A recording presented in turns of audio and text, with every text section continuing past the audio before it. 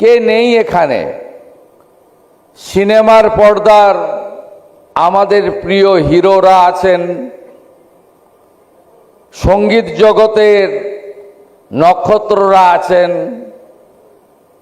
আমি সকলকে একযোগে উনাদের কর্মকে প্রণাম জানাচ্ছি। আপনারা জানেন যে পশ্চিমবাংলার গণদেবতা জনতা জনার্দন এবারে ভারতীয় জনতা পার্টির নেতৃত্বে সরকারকে নির্বাচিত করেছে বিপুল বিপুল ম্যান্ডেট দিয়ে। এবং যেহেতু সরাসরি মুখ্যমন্ত্রী নির্বাচনের সুযোগ নেই, বিধায়করা গরিষ্ঠ সংখ্যক নির্বাচিত হয়ে তারাই বিধায়ক নির্বাচিত করেন। সেক্ষেত্রে দলের একটা ভূমিকা থাকে এবং ভারতীয় জনতা পার্টি যেহেতু সদস্য সংখ্যার বিচারে পৃথিবীর সর্ববৃহৎ রাজনৈতিক দল এবং 21টা রাজ্যে যে দল রাজ্যে সরকার পরিচালনা করছে তথা দেশের সরকার পরিচালনা করছে, তাই সর্বোচ্চ নেতৃত্বের একটা ভূমিকা থাকে। তাই আলাদা করে কারোর নাম না বলে আমি যশস্বী প্রধানমন্ত্রী নরেন্দ্র মোদীজির প্রতি আমার কৃতজ্ঞতা জানাবো, যিনি এই গুরুভার আমার উপরে অর্পণ করেছেন মানুষের ইচ্ছাকে মর্যাদা দিয়ে। এই সরকারের মাত্র 110 দিন হতে যায়, আর আমি মুখ্যমন্ত্রী হওয়ার পরে খানিকটা সময় নিয়ে আমার কাছে অনেকগুলি electronics media, YouTuber, portal, print media তারা ইনভাইট করেছিল conclave, talk show, interview, interaction, statement অথবা কিছু লেখা দিতে। I started my political journey as a student leader in 1988. 88-এ আমি ফার্স্ট কন্টেস্ট করি ইলেকশনে, আমার জীবনের প্রথম নির্বাচন অ্যাজ এ ক্লাস রিপ্রেজেন্টেটিভ। আমি এসএফআইকে হারিয়ে জিতেছিলাম 12টা ভোটে এবং আমাকে দায়িত্ব দেওয়া হয়েছিল গেম সেক্রেটারির, স্টুডেন্টস ইউনিয়নের। আমি এই যে লম্বা journey, I elected as a councillor in 1995 in highest vote from ward number 16 in Contai municipality, একটা ছোট্ট মিউনিসিপ্যালিটিতে। তা আমি সবসময় মনে করি যে অতীত যদি কেউ ভুলে যায় তার ভবিষ্যৎ ভালো হতে পারে না। আর কৃতজ্ঞতা শব্দটি সব সময় মাথায় রেখে চলা উচিত, পরিবর্তনটা যেন না হয়। তো আমি বলেছি যে মুখ্যমন্ত্রীর লোক ধর্ম আছে, আগে সবাই রাজধর্ম বলতাম আমরা। নরেন্দ্র মোদীজি রাজ শব্দটা তুলে দিয়েছেন। যেমন আমরা অ্যাট হোম গভর্নর সাহেবের ওখানে গেলাম, ওটার নামও এখন লোক ভবন। তাই আমিও আমার বক্তৃতাতে বলাতে রাজধর্মটাকে বদলে লোক ধর্ম করে দিয়েছি, কারণ এটাই আমাদের সংবিধানের সবচেয়ে বড় জায়গা, for the people, by the people, of the people. সেক্ষেত্রে মুখ্যমন্ত্রীর তার যে উচ্চাসন, সেখানে কথা কম বলা উচিত, কাজ বেশি করা উচিত, বেশি শোনা উচিত, কম হস্তক্ষেপ করা উচিত এবং আগের মুখ্যমন্ত্রী বলতেন আমাকে বোঝাতে আসবে না, আমি সব জানি। বর্তমান মুখ্যমন্ত্রী বলেন হ্যাঁ আমি কিছু জানি, কিন্তু অনেক কিছুই জানি না, আপনাদের কাছ থেকে আমাকে জানতে হবে, শিখতে হবে। Retired justice mister Biswajit Basu বসে আছেন। তিনি ওয়েস্ট বেঙ্গলে যে ইনস্টিটিউশনাল করাপশন হয়েছে তাকে ক্র্যাকডাউন করার দায়িত্ব ক্যাবিনেট তাকে দিয়েছে। তার সঙ্গে আইপিএস জায়রামান সাহেব রয়েছেন। উনিও দায়িত্ব নেওয়ার পরে as a chairman of the commission, he met with me in secretariat. আমার একটা স্টেটমেন্ট উনি দেখেছিলেন যে আমি সেখানে বলেছিলাম যে এই কমিশন এমপি এমএলএদের করাপশন নিয়ে কাজ করতে পারবে না, লোকায়ুক্তের মধ্যে এটা আছে বলে। উনি আমাকে একদম ক্লজ খুলে দেখিয়ে দিলেন যে সবাইকেই এই ইনভেস্টিগেশনের আওতায় আনা যেতে পারে। আমি সঙ্গে সঙ্গে ওনার ওই কথা অ্যাকসেপ্ট করে নিয়েছি। এই জন্য বলি আমাকে আরো একটু টাইম আপনাদের দিতে হবে, তারপরে আমি ইন্টারেকশন করব, কোশ্চেন অ্যান্সার করব, এবং তার জন্য আমি আরো যে 57 মাস বাকি আছে এই গভর্নমেন্টের, 57 মাস চাইব না, আমি আর 9 থেকে 10 মাস চাইব আপনাদের কাছ থেকে। I started my journey with a vision, এবং আমি যেহেতু ইন্ডিভিজুয়াল নয়, আমি রিজিওনাল পার্টির লিডার নই, আমি প্রাইভেট পার্টির লিডার নই, আমি ফ্যামিলি পার্টির লিডার নই, আমি কর্পোরেটের ম্যানেজিং ডাইরেক্টর চেয়ারম্যান নই। আমি এমন একটা পার্টি চিফ মিনিস্টার যে পার্টি সব সময় বলে নট আই বাট উই, আমরা ইন এ টিম কাজ করতে হবে এবং সবাইকে নিয়ে আলোচনা করে এগোতে হবে। তাই এই প্রসেসটার মধ্যে আমাকে যেতে হবে। আপনি যদি বলেন কি দেখলেন আপনি এই 110 দিনে, আমি বললাম বাইরে থেকে তো অ্যাজ এ এলওপি আমি তো দেখেছি, কিছু আপনি দেখিয়েছেন। তার আগেও আমি এক্সসিএম এর সঙ্গে ছিলাম, ওই পার্টির আমি এমপি এমএলএ হয়েছি, আমি মিনিস্টার ছিলাম। কিন্তু এই চিফ মিনিস্টার হয়ে কি দেখলেন পশ্চিমবঙ্গের সরকারের ভিতরের অবস্থাটা? আমি বলবো যা দেখেছি ভয়ঙ্কর। খাদের কিনারায় পশ্চিমবঙ্গ দাঁড়িয়েছিল। থ্যাঙ্কস টু গড, এবং বাঙালিদের কাছে আমি কৃতজ্ঞ, হ্যাটস অফ টু বাঙালি। ঠিক প্রপার টাইমে আপনারা পশ্চিমবঙ্গে চেঞ্জ করে দিয়েছেন প্রত্যেকটা প্যারামিটার। যদি বলেন সুরক্ষা ডেঞ্জারাস জায়গায় ছিল, যদি বলেন সংবিধান, আমি বলবো মান্যতাই ছিল না। যদি বলেন সংবিধানের 4টে pillar, first law makers, that means we MP and MLAs, এখানে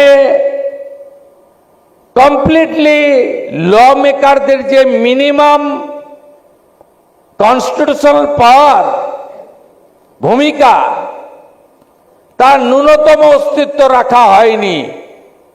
অনলি ওয়ান পোস্ট, আর বাকি সব ল্যাম্প পোস্ট।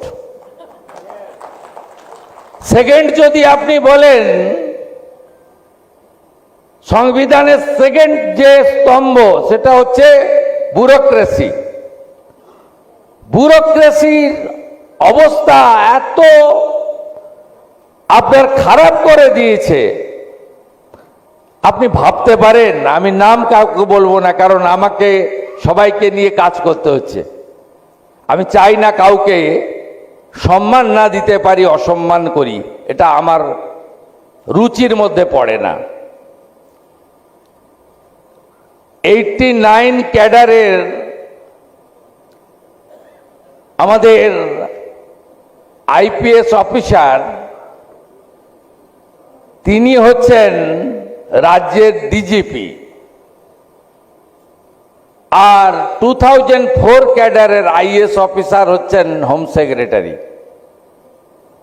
কে কাকে স্যার বলবে? এই যে ব্যুরোক্রেসির যে হায়ারার্কি, সিনিয়রিটি তছনছ করে দেওয়া হয়েছিল।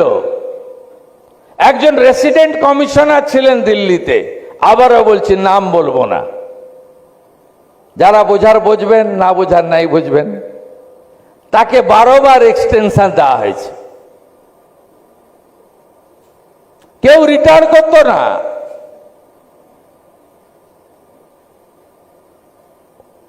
কিছু নির্দিষ্ট ব্যুরোক্রেসির মধ্যে গোটা ব্যবস্থাটা যুক্ত ছিল, আর প্রশ্ন করলেই আপনাকে কলকাতা থেকে কালিম্পং ট্রান্সফার করা হতো। এক্স চিফ মিনিস্টার একদিন গেছিলেন এসএসকেএম হসপিটাল ভিজিট করতে, একজন ডাক্তার বাবুকে কাছে কিছু জানতে চেয়েছিলেন। তিনি বললেন, আমি ব্যস্ত আছি, রুগী দেখতে হবে, তারপরে এর উত্তর দেব। ডাক্তারবাবুর কাছে রুগীকে সেবা দেওয়া, তার জীবন বাঁচানোর হচ্ছে প্রথম কাজ।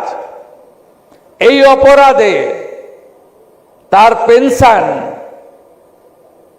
তার রিটায়ারমেন্ট বেনিফিট, গ্র্যাচুইটি, পিএফ সব আটকে রাখা হয়েছিল। অর্থাৎ ব্যবস্থাটা, ব্যুরোক্রেসির কোনো অস্তিত্বই ছিল না এখানে। থার্ড হচ্ছে জুডিশিয়ারি। জুডিশিয়ারিকে এমন থ্রেট কালচার আমার মনে হয় কোনো রাজ্যে নেই। কি কি করেননি?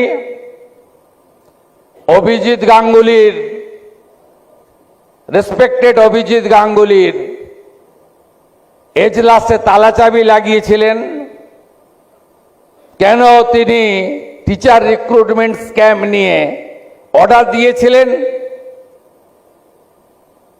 ফাইনালি সুপ্রিম কোর্ট অভিজিৎ গাঙ্গুলির অর্ডারটাকেই কার্যত একটু ঘুরিয়ে ফিরিয়ে সিলমোহর দিয়েছে। Abhijit Ganguly, respected retired resignated justice, উনি অ্যাটাকড হয়েছেন। Honourable retired justice Biswajit Basu attacked হয়েছেন কোর্ট প্রিমিসেসের মধ্যে। প্রেজেন্ট জাস্টিস অমৃতা সিনহাকে জব্দ করার জন্য ওনার হাজবেন্ডের নামে ফলস ক্রিমিনাল কেস করা হয়েছে। Senior justice Rajasekhar Mantha,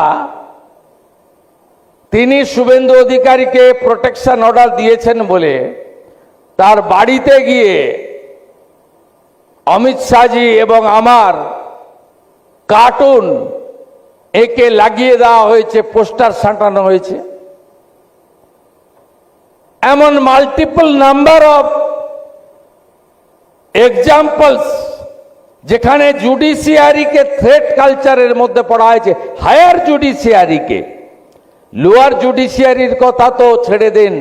diamond হারবারে এসসিজিএম favourable order দেয়নি বলে আলো অফ করে ওই জাজেদের, সাব ডিভিশন কোর্টের সব জাজেদের বাড়ি ঘর ভেঙে তছনছ করে দেওয়া হয়েছে, ইলেকট্রিক লাইন কেটে।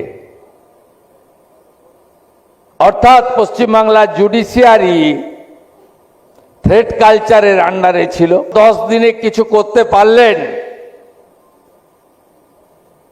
আপনার প্রায়োরিটি কি ছিল? কোশ্চেন অ্যান্সার না হলেও আমি নিজেই কোশ্চেন করছি, নিজেই উত্তর দিচ্ছি।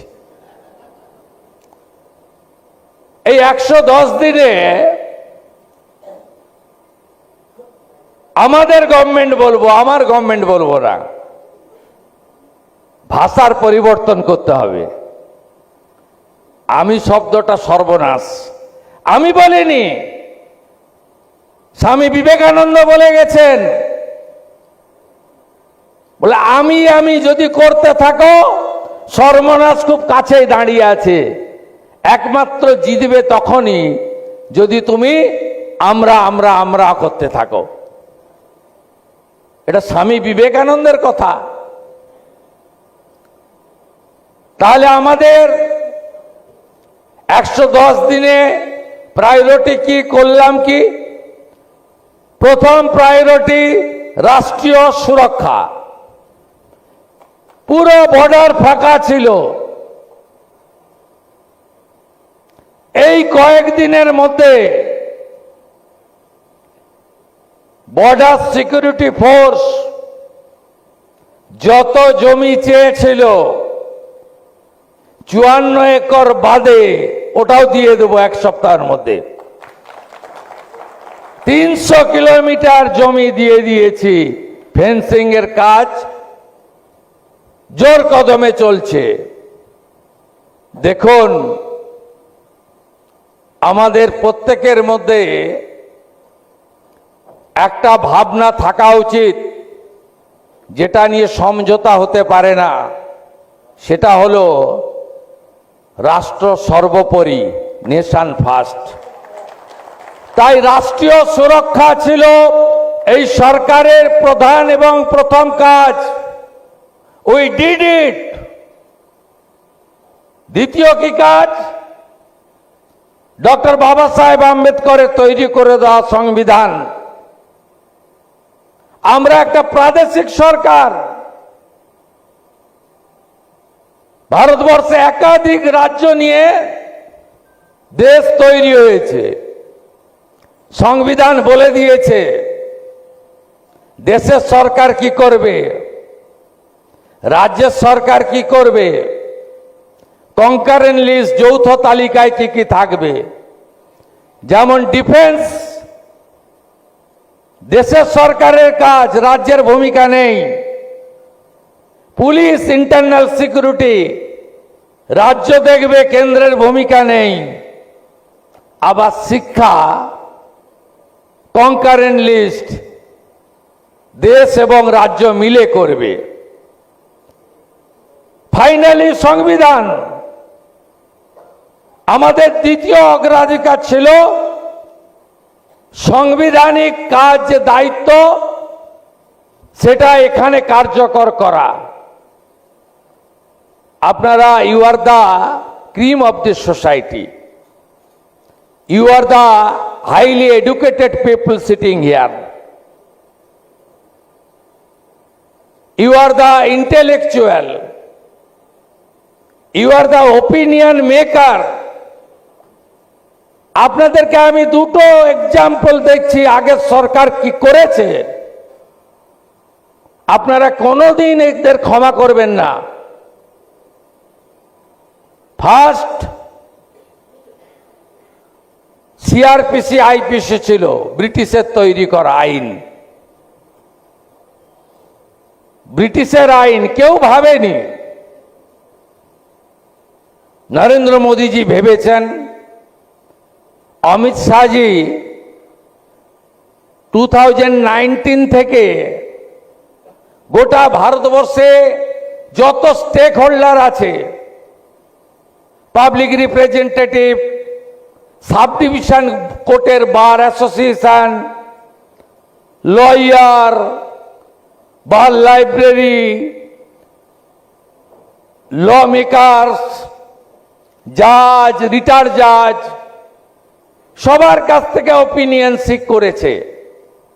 অনেক কমিশন, কনভেনশন, সিম্পোজিয়াম হয়েছে যে আমরা ব্রিটিশের সিআরপিসি আইপিসি কে ফেলে দেব এবং ভারতীয় ন্যায় সংহিতা আনব, বিএনএস। 2019 সাল থেকে এক্সারসাইজ, 2023-এ পার্লামেন্টের বোথ হাউসে আইন pass, honourable president of India assigned করে দিলেন, রুল ফ্রেম হয়ে গেল। 2024 সালে ভারতবর্ষে বিএনএস চালু হয়ে গেল। আপনি ভাবতে পারেন আগের সরকারের অডাসিটি কোথায় ছিল? 24 থেকে 26 সালের মে মাসের 11 তারিখ অবধি পশ্চিমবঙ্গে ব্রিটিশের সিআরপিসি আইপিসি চলতো। ভারতবর্ষের রাষ্ট্রপতি মহোদয়া সই করা পার্লামেন্টের অনুমোদিত বিএনএস কার্যকর ছিল না। আমি 9 তারিখে 9th মে আই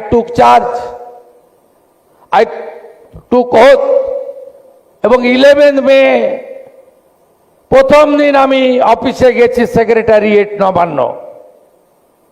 আমার প্রথম 3টে কাজ ছিল। একটা আগেই বলেছি, বিএসএফকে জমি দেওয়া, greater interest of the country, রাষ্ট্রীয় সুরক্ষার প্রশ্নে। দ্বিতীয় সই ছিল পশ্চিমবঙ্গে আজ থেকে বিএনএস চালু হলো, সিআরপিসি আইপিসি নয়। এটা আমার সাংবিধানিক দায়িত্ব। আর তৃতীয় জনগণনার 16/5/2025 respected home minister of our country Amit Shahji wrote a letter to the then Chief Minister যে please start census work in West Bengal. এতে কোনো পলিটিক্স নেই, এতে কোনো ধর্ম সম্প্রদায় নেই। প্রতি 10 বছর অন্তর অন্তর, এখন তো এবারে তো 15 বছর হয়ে গেছে, মানে লাস্ট সেন্সাস 11তে হয়েছিল। জনগণনা আমাদের যেহেতু পুরো দেশে এনআরসি নেই, নাগরিক পুঞ্জি নেই, প্রত্যেকটা উন্নত দেশে, এমনকি পৃথিবীর সব দেশেই নিজস্ব নাগরিক পঞ্জি রয়েছে, আমাদের দেশে নেই। তার কারণ জানেন? Appeasement politics. তার কারণ জানেন? যারা ধর্ম বাঁচানোর জন্য অন্য রাষ্ট্র থেকে এখানে পালিয়ে এসেছে, তাদেরকে এখানে বলা হতো এরা বহিরাগত। আর যারা এসে আমাদের এখানে জনবিন্যাস বদলে দিয়েছে, ডেমোগ্রাফি পাল্টে দিল, তাদেরকে বলা হতো জামাই। এটাই ছিল পশ্চিমবঙ্গের সরকারের ভাবনা। আমি এখানে বিশ্বজিৎ বসু মহোদয়ের কথা বলেছি, আমি আরেকজনের কথা বলবো, ডক্টর নারায়ণ ব্যানার্জি। উনি ইলেকশনের পরে আর সম্প্রতি দেশকে অস্থির করার জন্য যে প্রচেষ্টা দিল্লি থেকে হয়েছিল, আমি উল্লেখ করতে চাই না, কারণ ভারত সরকার আন্দোলনকারীদের সঙ্গে একটা এগ্রিমেন্ট করেছে। As a administrative chief of the state, দেশের সরকারের চুক্তিকে রেসপেক্ট করা উচিত। আমি ডক্টর নারায়ণ ব্যানার্জির এক্স স্যান্ডেল দেখছিলাম, উনি বলছিলেন যে আরেকবার উদ্বাস্ত হওয়ার হাত থেকে আমি বা আমরা বেঁচে গেলাম।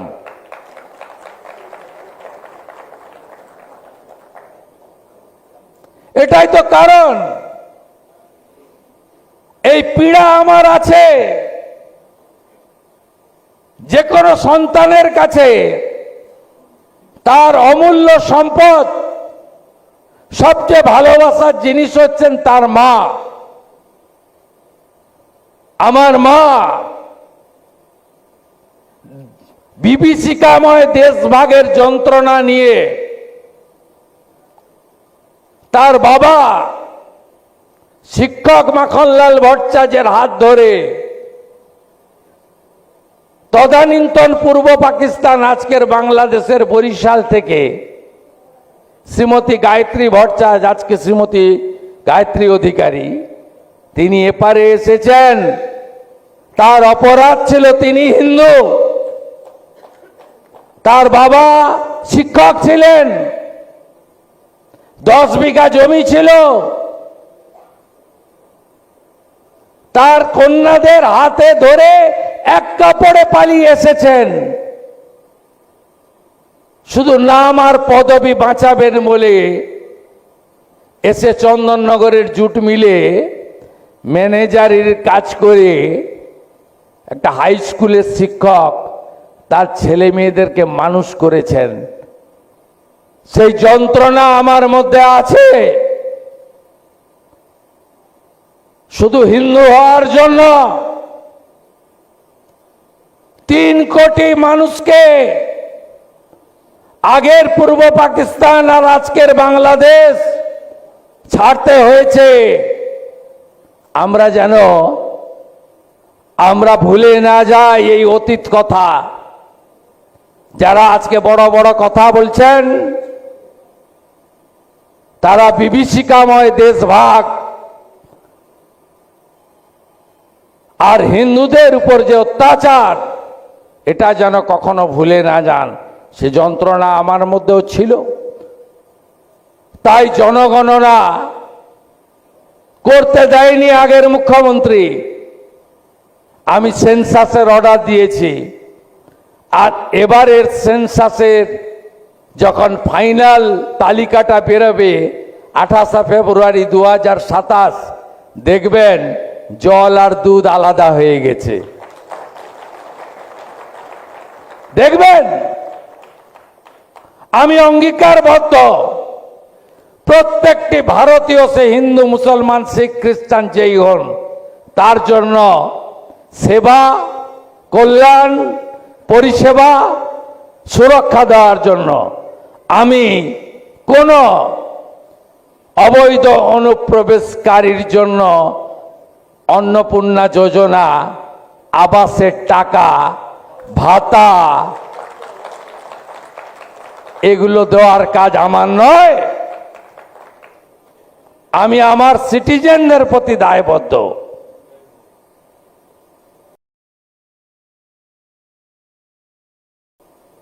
আর কি করেছে শুনবেন। গোটা ভারতবর্ষে অবৈধ অনুপ্রবেশকারীদের ধরা হতো গুজরাট, রাজস্থান, জম্মু কাশ্মীরের বর্ডারে পাকিস্তানের, আসাম, ত্রিপুরা, মেঘালয়, পশ্চিমবঙ্গে বাংলাদেশ থেকে আসা। তাদেরকে মোদিজি আসার পরে আইন করেছেন। তাদের ওই দেশের নাগরিকত্ব যাচাই করে হোল্ডিং স্টেশনে রেখে, যেটার নাম আগের মুখ্যমন্ত্রী দিয়েছিলেন ডিটেনশন সেন্টার, আমি নামটা বদলে দিয়েছি হোল্ডিং স্টেশন সেন্টার, ওখানে রেখে সরাসরি ওই দেশের বর্ডার গার্ডকে তুলে দেওয়া। সব রাজ্য, সব সীমান্তবর্তী রাজ্য করত। আমাদের রাজ্যে কি হতো জানেন? আমাদের রাজ্যে জেলে পাঠানো হতো যদি ধরা টরা পড়ে যেত। সংখ্যা খুব কম, কারণ এখানে হিন্দুদের উপর অত্যাচার সবচেয়ে বেশি হয়েছে। 85 বছরের শেখ হাসিনা ওয়াজেদকে তাড়িয়ে দেওয়ার পরে 5ই আগস্ট 2024 প্রাণ নিয়ে পালিয়ে এসেছিলেন জলপাইগুড়িতে। 85 বছরের বৃদ্ধা, রায়গঞ্জের জেলে 2 বছরের জেল দিয়ে রাখা হয়েছে তাকে। এখানে প্রথমে জেলে পাঠানো হতো, ওরা বছরের পর জেলে থাকতো। ভারতের খাওয়ার, ভারতের কাপড়, ভারতের ওষুধ। আমি এই অবৈধ অনুপ্রবেশকারীদেরকে জেলে পাঠানো বন্ধ করেছি। খপ করে ধরবে আর ঝপ করে বিজিবির হাতে তুলে দেবে। নো ওষুধ, নো খাওয়ার, নো কাপড়। এটা আমার কাজ নয়। আমি করের টাকায়, ট্যাক্সের টাকায় জনগণ ভারতীয়দের প্রতি দায়বদ্ধ। অবৈধ অনুপ্রবেশকারী, কাঁটাতারের বেড়া নেই, আগের সরকার জমি দেয়নি, আপনি ঢুকবেন, 2 বছর জেলে থাকবেন, খাবেন, এই জিনিস চলতে পারে না। এই কাজটা করেছি। বিধানসভায় গুন্ডা দমন অ্যাক্ট এনেছি। কোনো ওয়ারেন্ট লাগবে না, কোনো এফআইআর লাগবে না। দেশ বিরোধী পোস্ট, দেশ বিরোধী কাজ, দেশ বিরোধী বক্তব্য করলেই ধরব, 12 মাস আটকে রাখবো। কথায় কথায় ভাঙো আর জ্বালাও, কত সহ্য করবেন আপনারা? 2019 ভারত সরকার আনলেন সিএএ, সিটিজেনশিপ অ্যামেন্ডমেন্ট অ্যাক্ট। প্রাক্তন মুখ্যমন্ত্রী বললেন যে এটা এনআরসি, একটা নির্দিষ্ট সম্প্রদায়কে তাড়ানোর জন্য ভারত সরকার এই আইন এনেছে। ছাত্রা গেছি, নবান্ন থেকে 2 কিলোমিটারের মধ্যে 37টা বাস আগুন। হেরিটেজ ট্রেন হাজারদুয়ারি, মুর্শিদাবাদের জিয়াগঞ্জ স্টেশনে আগুন, পুরো ট্রেনটা পুড়িয়ে দিল। ভেলোর থেকে চিকিৎসা করে আসছে করমণ্ডল এক্সপ্রেস, উলবেড়িয়াতে দাঁড় করিয়ে পাথর বৃষ্টি রোগীদের এবং রোগীদের আত্মীয়দের উপরে। মালদার শামসি রেল লাইন উপড়ে ফেলল। এই ঘটনা শেষ বিগত সরকারের সময় বেলডাঙ্গাতে 3 দিন জাতীয় সড়ক বন্ধ, রেল লাইন বন্ধ, উত্তর পূর্বাঞ্চলের সঙ্গে কাটআপ, মিথ্যা প্রচার করে। তার আগে ধুলিয়ান শামসেরগঞ্জ সিপিএমকে ভোট দিত হরগোবিন্দ দাস, চন্দন দাস, বাড়িতে ঢুকে তরোয়াল দিয়ে কাটলো। কমিউনিস্ট পার্টির লোকেরা গেলেন, আমাদের লোককে মেরে দিয়েছে। কমিউনিস্ট পার্টির লোকেরা বললেন হরগোবিন্দ তার ছেলে দাঙ্গা থামাতে বেরিয়েছিল, তাই খুন হয়ে গেছে। প্রাক্তন মুখ্যমন্ত্রী 10 লাখ টাকার চেক পাঠালেন। হরগোবিন্দ দাস, চন্দন দাস, তাদের পরিবার বলল নেব না, আপনারাই খুন করিয়েছেন। সিপিএম এর পরিবার, বিরোধী দলনেতা গেল, আমাদের দেওয়া 10 লাখ 1,000 টাকার চেক নিলেন। হরগোবিন্দ দাসের স্ত্রী এবং চন্দন দাসের স্ত্রী। আমি জিজ্ঞেস করলাম মৃত্যুর কারণ কি? বলল মৃত্যুর কারণ একটাই, আমি হিন্দু, আমি প্রতিমা তৈরি করতাম, আমার পরিবার সেই জন্য আমাদের খুন করা হয়েছে। থানা ভাঙবো, গাড়ি পোড়াবো, যখন খুশি বন্ধ। এই সিএএ নিয়ে 7 পয়েন্ট পার স্টেট 45 দিন আটকে রেখেছিল। আর পুলিশ আপনাদেরকে রাস্তা দিয়ে ঘোরাতো, এ রাস্তায় যাবেন না, এদিক দিয়ে যান, ওদিক দিয়ে যান। এটা কি গুড গভর্নেন্সের সাইন? এটা কি ল এনফোর্সিং এজেন্সির কাজ? এটাকে সংবিধানে অ্যালাউ করছে? তাই গুন্ডা দমন আইনে শুধু 12 মাস জেল খাটানো নয়, যা সম্পত্তি ভাঙবে তার 3 গুণ আদায় করব সুদ সহ, সেই আইনটাও বিধানসভায় পাস করিয়েছি, আপনারা আমাকে প্রোটেক্টর দিয়েছেন, to protect the property of Bengal, West Bengal. দিন আছি ওয়েস্ট বেঙ্গল, ওয়েস্ট কথাটা মুছতে দেব না, এর ইতিহাস আছে। মোহাম্মদ আলী জিন্না বললেন এন্টায়ার বাংলাটা চাই, ঢাকা অ্যান্ড কলকাতা বোথ। স্বামী প্রণবানন্দ ভারত সেবাশ্রম সংঘের প্রতিষ্ঠাতা আর ডক্টর শ্যামাপ্রসাদ মুখার্জি দুজনে বললেন একই কথা, মেজরিটি বাঙালি হিন্দু, আমরা কেন পাকিস্তানে যাব? কারণ দেশ তো ভাগ হচ্ছিল দ্বিজাতি তত্ত্বের ভিত্তিতে, কমপ্লিটলি দ্বিজাতি তত্ত্বের ভিত্তিতে দেশ ভাগ হচ্ছিল। 1947 20 জুন আজকের অ্যাসেম্বলি, সেদিনের আইনসভা, ডক্টর শ্যামাপ্রসাদ মুখার্জি মুভার।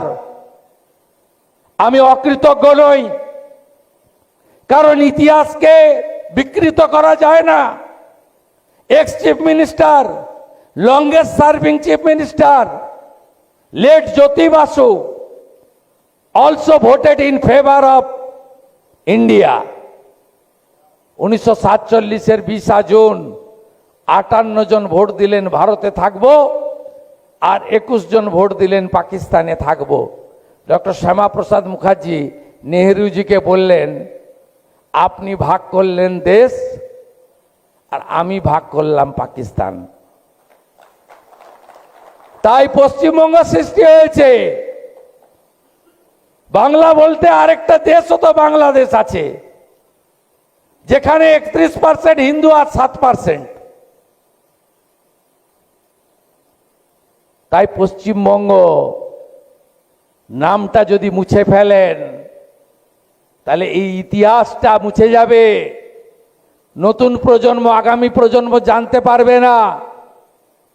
আপনি 5 স্টারে বসে কনক্লেভ করছেন, আপনি প্রধানমন্ত্রী মুখ্যমন্ত্রীকে পার্সোনাল অ্যাটাক করতে পারছেন, ফ্রিডম অফ স্পিচ। আপনার একটা ভোট, দেশের রাষ্ট্রপতিরও একটা ভোট, এই রকম গণতান্ত্রিক ব্যবস্থা পৃথিবীর কোথাও নেই। ইটস এ লার্জেস্ট ডেমোক্রেসি ওয়ার্ল্ডের, ভারতবর্ষ। আজকে আমরা এখানে পশ্চিমবঙ্গ ভারতে আছি বলেই তো এত কথা, আছি বলেই তো কথা। যারা পাহেলগামে মাথায় টিকা, হাতে তাগা, কলমা পড়তে পারেনি বলে মেরেছে। আপনারা দেখিয়েছেন পশ্চিমবাংলায় 3 জন শহীদ ছিল, একজন ঝালদা পুরুলিয়া, উনার বডি রাঁচিতে নেমেছে, ওখানে অন্যরা গেছিলেন, আর 2 জন এখানে, বিটান অধিকারী আর সমীর ঘোষ, সমীর গুহ বেহালা, তাদের বডি নেমেছিল কলকাতাতে। আমি গেছিলাম on behalf of the BJP. সেদিন আমি, সমীর বাবু স্ত্রী আমাকে বললেন আমার স্বামীকে না ওরা মারতো না, আমার স্বামীর হাতে একটা ডোর ছিল, ওইটা দেখতে পেয়েই মেরে দিল। দেখে বিটান অধিকারীর বউ ওইটুকু বাচ্চাটাকে কোলে আমাকে দিয়ে বলছেন ওকে না মারতো না, ওকে বলল তুমি কলমা পড়তে পারবে? বলছে আমি সনাতনী হিন্দু, আমি তো কলমা জানি না। ও পড়তে পারেনি, তাই ওকে মেরে দিল। এবং বিটান অধিকারী স্ত্রী বলছে লজ্জা রাখার জায়গা নেই, পোশাক খুলে চিহ্নিত করে ধর্ম খুন করলো। যারা পায়েলগামের ইস্যুতে মিছিল করে না তারা অপারেশন সিঁদুর হওয়ার পরে যুদ্ধ বন্ধ করতে হবে, পাকিস্তানকে জল বন্ধ করলে কেন জবাব দাও, এই লোকেরা মিছিল করবে কলকাতায়। এই অধিকারটা তো পেয়েছেন শ্যামাপ্রসাদ মুখার্জি আর স্বামী প্রণবানন্দ পশ্চিমবঙ্গকে ভারতে রেখে দিয়ে গেছিল বলে। কাজ জনকল্যাণ, চতুর্থ কাজ শিল্প বিনিয়োগ বাণিজ্যের পরিবেশ গড়ে তোলা, পঞ্চম কাজ ভারত সরকারের সমস্ত স্কিমে পশ্চিমবঙ্গকে যুক্ত করা, এনএইচ এর জন্য জমি দাও, 500 আরবি আটকে ছিল, রোড ওভার ব্রিজ জমি দিয়ে দিয়েছি। চিকেন নেক 7টা রাস্তা এনএইচ চেয়েছিল for the greater interest of the country, safety and security, আটকে রেখেছিলেন আগের মুখ্যমন্ত্রী, আমি এনএইচকে দিয়ে দিয়েছি। Chicken neck is very important for us. 61টা রেল প্রজেক্ট জমি আটকে রেখেছিল, আমরা দিয়ে দিয়েছি। আয়ুষ্মান ভারত চালু করতে দেয়নি, আমরা চালু করে দিয়েছি। প্রধানমন্ত্রী সূর্য ঘর চালু করে দিয়েছি। প্রধানমন্ত্রী ফসল বীমা যোজনা চালু করে দিয়েছি। জল জীবন মিশন আটকে রেখেছিল, চালু করে দিয়েছি। প্রধানমন্ত্রী আবাস 34 লক্ষ নতুন বাড়ি করব, বাড়ির তালিকা দিল্লিতে পাঠিয়ে দিয়েছি। উড়ান স্কিমে যুক্ত হয়েছি, পুরুলিয়া এয়ারপোর্ট হবে, মালদা এয়ারপোর্ট হবে, বালুরঘাটে এয়ারপোর্ট হবে, কোচবিহারের এয়ারপোর্ট বাড়বে। আর্মি জমি চেয়েছিল, সিভিল এভিয়েশন জমি চেয়েছিল, হাসিমারাতে 37 একর, কলাইকুণ্ডায় 25 একর ডোমেস্টিক এয়ারপোর্ট করার জন্য জমি দিয়ে দিয়েছি। কলকাতা এয়ারপোর্ট, তার জন্য আগের সরকারকে দিতেন civil aviation minister Jyotiraditya Scindia, জমি চেয়েছিলেন, আগের মুখ্যমন্ত্রী লিখে দিয়েছিলেন নো, জমি দিতে পারবো না। আর আমি নতুন গ্রিনফিল্ড এয়ারপোর্টের জন্য কল্যাণীতে 2000 একর জমি চিহ্নিত করে দিয়েছি।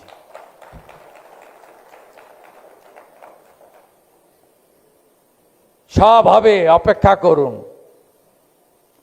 এই বাংলায় সবচেয়ে হাই হিউম্যান রিসোর্স আছে। ইউরোপের সব বড় ইউনিভার্সিটিতে বাঙালি অধ্যাপক, ইউরোপের সব বড় মেডিকেল কলেজে ডাক্তার, ভালো ভালো ডাক্তার সব এখানকার। এত হাই হিউম্যান রিসোর্স, বাঙালি বলে বলছি না, এইরকম এত ইনোভেটিভ আইডিয়া, হাই স্কিল কোথাও পাবেন না। God and nature gifted everything, but due to communist and TMC, we lost everything. City of Joy, Calcutta, cultural capital. ঠাকুর রামকৃষ্ণ দেব থেকে শ্রী চৈতন্য দেব, আধ্যাত্মিক রাজধানী। রামকৃষ্ণ মঠ ও mission international headquarter Belur Math, গোটা পৃথিবীর লোক আছে। ভারত সেবাশ্রম সংঘ ইন্টারন্যাশনাল হেডকোয়ার্টার বালিগঞ্জ, গোটা পৃথিবীর লোক আছে। শ্রীলা প্রভুপাদা প্রতিষ্ঠিত ইস্কন মায়াপুর ইন্টারন্যাশনাল হেডকোয়ার্টার, গোটা পৃথিবীতে হরে কৃষ্ণ মন্ত্র ছড়িয়ে দিয়েছেন। 100-র বেশি দেশে রথযাত্রা প্রবর্তন করে দিয়েছেন। কি নেই? এত কয়লা, এত পাথর, এত বালি, গঙ্গায় এই জল শুকনোর সময় বিহার ইউপিতেও পাবেন না। পুরো ভুটান আমাদের উপর নির্ভরশীল, পুরো নেপাল আমাদের উপর নির্ভরশীল, পুরো বাংলাদেশ আমাদের উপর নির্ভরশীল। সব আছে, কিন্তু ইচ্ছা শক্তির অভাব ছিল। ডবল ইঞ্জিন রাষ্ট্রবাদী সরকার করে দিয়েছেন, সব করব। আমার বক্তব্যের টাইম ছিল 22 মিনিট, আমি মনে হয় 35 মিনিট পেরিয়ে গেছি। ঘড়ি আমি পড়ি না, যেহেতু মোবাইলেই ফোন নাম্বার দেখতে পাওয়া যায়, মোবাইলে টাইম দেখতে পাওয়া যায়। কিন্তু আমার মনে হয়েছে আন্দাজে আই ক্রস মাই টাইম। আমি ছোট বয়স থেকে খুব ডিসিপ্লিন। আমি ডিক্লেয়ার্ড আনম্যারিড, আপনারা জানেন। আমি ছোট বয়স থেকে খুব ডিসিপ্লিন। আমি স্কুল লাইফে আমি উইকলি শাখাতে যেতাম রাষ্ট্রবাদ শেখার জন্য। আমি জানতাম না শাখা কি। সূর্য প্রণাম করতাম, ধ্বজ প্রণাম করতাম, প্রার্থনা করতাম, ড্রিল করতাম। ক্লাস 11 থেকে শাখায় যাইনি, এনএসএসে যেতাম, ন্যাশনাল সোশ্যাল সার্ভিস। কচুরিপানা তুলতাম গ্রামে গিয়ে, গ্রামের রাস্তা করতাম। এনএসএসের একটা পার্ট ছিল, যেমন এনসিসি, এনএসএস একটা পার্ট। এটা 5 বছর করেছি কলেজ লাইফ পর্যন্ত। ন্যাচারালি আমি ডিসিপ্লিন মেনে চলার চেষ্টা করি। টাইম ওভার হয়ে গেছে। আমার আগামী দিনের প্রথম কাজ হবে ইউসিসি, ইউনিফর্ম সিভিল কোড। ইতিমধ্যে বিধানসভায় ডিক্লারেশন দিয়েছি। রিটায়ার্ড জাস্টিস রঞ্জনা প্রকাশ দেশাইয়ের নেতৃত্বে কমিটি তৈরি হয়েছে। এই কমিটি 3 সেপ্টেম্বর ফার্স্ট মিটিং করছে। এই কমিটির রিপোর্ট আমাকে ওরা বলেছে যে অ্যাজ আর্লি এজ পসিবল দিয়ে দেবে। যেদিনকে কমিটির রিপোর্ট আসবে তারপরেই আমি অ্যাসেম্বলিতে বিল প্লেস করে দেব। ইউসিসি হবে হবে হবে। শুধু ইউসিসি নয়, ধর্ম পরিবর্তন যেভাবে করছেন এটাও করতে দেব না। যেভাবে লাভ জিহাদ করে আমার বোন এবং মেয়েগুলোর ক্ষতি করছেন এটাও করতে দেব না। যেভাবে বাংলাদেশ সীমান্তবর্তী এলাকায় হিন্দুদের জমি বিক্রি করতে বাধ্য করছেন এটাও আমি করতে দেব না। সবাই ভালো থাকবেন। আপনাদের আশীর্বাদ থাকলে এই বাংলা আবার, পশ্চিমবঙ্গ আবার ভারত সেরা হবে। আমি নরেন্দ্র মোদীজিকে ধন্যবাদ দেব। তিনি বলেছেন 2047 বিকশিত ভারতের স্বপ্ন তখনই পূরণ হবে যখন বিকশিত পশ্চিমবঙ্গ হবে। সবাই খুব ভালো থাকবেন। আমাকে এই অপরচুনিটি দেওয়ার জন্য thanks to Republic Bangla team. You did extraordinary job, you suffer lot. কিন্তু মাথা উঁচু করে আপনারা লড়েছেন। চিত্ত জেতা ভয় শূন্য, উচ্চ জেতা শির, জ্ঞান জেতা মুক্ত, গৃহের প্রাচীর, আপন প্রাঙ্গণ তলে দিবস সর্বরি, বসুধারে করে নাই খণ্ড ক্ষুদ্র করি।